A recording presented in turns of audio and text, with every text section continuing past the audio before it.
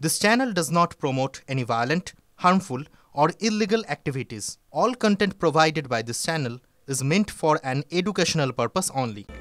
আর এবারে আমরা যে আপডেটের দিকে নজর রাখবো, সরকারের তৈরি অতিরিক্ত শূন্যপদ, সেই অতিরিক্ত শূন্যপদও কি বিক্রি হয়েছে? অতিরিক্ত শূন্যপদ নিয়োগেও লেনদেন হয়েছে হাইকোর্টে, এমনটাই দাবি করলো সিবিআই। তবে শারীরশিক্ষা এবং কর্মশিক্ষায় কতজন টাকা দিয়েছে সেটা এখনো পৃথক করা সম্ভব নয়, কারণ এফআইআর করতে আদালতের অনুমতি লাগবে, দাবি সিবিআই এর। আমাদের সঙ্গে রয়েছেন আমাদের প্রতিনিধি শ্রাবন্তী রয়েছেন। শ্রাবন্তী, আদালতে আর কি দাবি রেখেছে সিবিআই?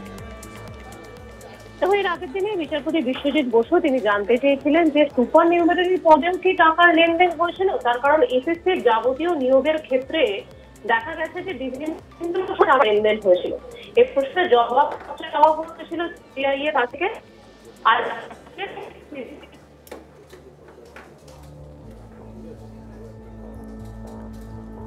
একেবারেই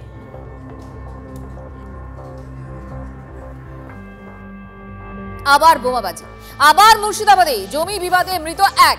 মুর্শিদাবাদের আলীনগরের দুষ্কৃতী তাণ্ডব, বোমাবাজি, দুষ্কৃতীদের ছোড়া বোমায় আফিকুল শেখ নামে একজনের মৃত্যু। ঘটনাটা ঠিক কি ঘটেছে এই মুহূর্তে, পুলিশের কি বক্তব্য, সবটাই জানবো। কৌশিক আমাদের সঙ্গে রয়েছেন, আমাদের প্রতিনিধি জানাবেন। কৌশিক, দেখো, যেটা জানা যাচ্ছে যে সকালে দুই আত্মীয়ের মধ্যে কিন্তু জমি সংক্রান্ত বিবাদ চলছিল এবং সেই বিবাদ যখন চরমে পৌঁছায় সেই সময় কিন্তু বোমা ছড়ে ঘটনায় মৃত্যু হয় আফিকুলের। এবং এরপর ঘটনাস্থলে নওদা থানার পুলিশ যায় এবং নওদা থানার পুলিশ গেলে কিন্তু পুলিশকে ঘিরে বিক্ষোভ দেখাতে থাকে।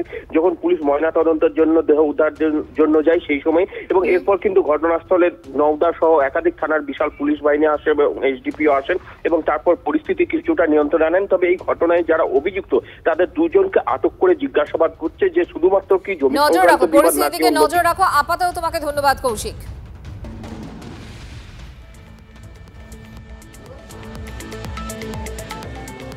আর এই মুহূর্তে আরো একটি গুরুত্বপূর্ণ আপডেটে নজর থাকবে। হাওড়ার রামরাজাতলায় সেখানে একই পরিবারে 3 জনের দেহ উদ্ধারকে কেন্দ্র করে চাঞ্চল্য ছড়িয়েছে। ফ্ল্যাটের 2 ঘর থেকে বাবা, মা এবং ছেলের দেহ উদ্ধার। দম্পতি বলরাম খাঁ, শেলি খাঁয়ের দেহ একটি ঘরে পড়েছিল। পাশের ঘরে বিছানায় বছর 32-এর ছেলের নিথর দেহ মিলেছে। বলরাম খাঁ জীবন বীমা কর্মী ছিলেন, শেলি কেন্দ্রীয় সরকারি কর্মী।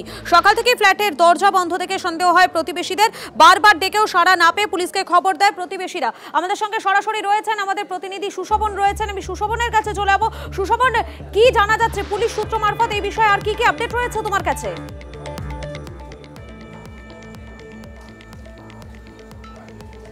দেখো, 3টি দেহ ইতিমধ্যে উদ্ধার করে পুলিশ মূলত এই ঘরের মধ্যে তল্লাশি করেছে। 3খানা গ্লাস পেয়েছে, এমনটাই পুলিশ সূত্রে খবর।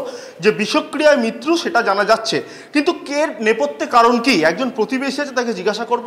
আচ্ছা, 3 জনও তো আপনার সঙ্গে কথা বলতো, তাতে কোনো অসুবিধা ছিল না, কিন্তু ধার দেনা কি হয়ে গেছিল? আজকে আপনি বলছিলেন এসবিআই এর কেউ একটা এসেছিল। হ্যাঁ, এসবিআই এর ক্রেডিট কার্ড গ্রুপ থেকে একজন লোক এসেছিলেন, তা তিনি নাকি বলেছেন যে হ্যাঁ আমরা রেগুলার বেসিসে পাচ্ছি। মানে আমাদের যে উনি এলেন কেন, কিছু জিজ্ঞেস করলেন? উনি হয়তো অ্যাড্রেস দেখতে এসেছিলেন, অ্যাড্রেস প্রুফের জন্য এসেছিলেন যে হ্যাঁ ওনারা থাকেন কিনা এখানে দেখতে, এরকম হতে পারে কারণ। এমনি 3 জন আপনাদের সঙ্গে কথাবার্তা বলতো? হ্যাঁ, 3 জন না, 2 জন মা বাবা বলতো, ছেলে বলতো। ছেলে খুব ইন্ট্রোভার্ট ছিল, ছেলে কারোর সঙ্গে কথা বলতো না, মানে খুব লাজুক প্রকৃতির ছিল। মানে ও বাড়িতেই থাকতো, ভেতরেই থাকতো। ও কোনো হয়তো আইটি সেক্টর বা ফ্রিল্যান্সিংয়ের কোনো কাজকর্ম করতো, কিন্তু বাড়ি থেকে বেরোতো না। মাঝে মধ্যে সুইগির অর্ডার আসতো খাবার। এমনি আর্থিক অবস্থা কেমন ছিল কিছু বুঝতে পেরেছি? ভালোই ছিল, কোনো অসুবিধা নেই। দেখো, যেটা পুলিশ সূত্রে খবর যে আর্থিক অবস্থা তাদের পুরো বিষয়টা খতিয়ে দেখা হবে। তার কারণ আর্থিক অবস্থায় কিছুটা হলো অসুবিধা ছিল। তার কারণ আজকে একজন এসবিআই এর ক্রেডিট কার্ডের লোক এসেছিল, সে কিন্তু মূলত তার যে ঠিকানা সেই ঠিকানা দেখার জন্য এসেছিল। স্বাভাবিকভাবেই তাদের আর্থিক কোনো সমস্যা ছিল কিনা সেটাও দেখার চেষ্টা করা হচ্ছে। কোনো সমস্যা ছিল কিনা এই বিষয়টাও কিন্তু খতিয়ে দেখা হচ্ছে। আপাতত তোমাকে ধন্যবাদ সুশোভন।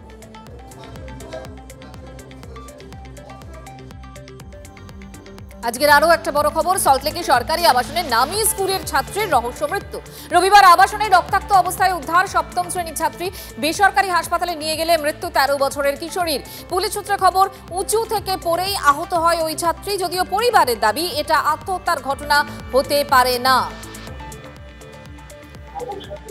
কোনো আপনি প্রশ্নটা করেছেন, কোনো প্রশ্নই ওঠে না, কোনো আই রিপিট, কোনো প্রশ্নই ওঠে না। কারণ ও আদ্রিজা আমাদের একমাত্র সন্তান।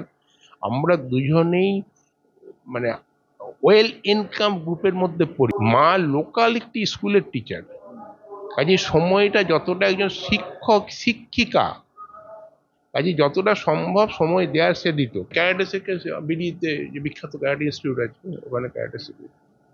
স্কুলে যথেষ্ট ভালো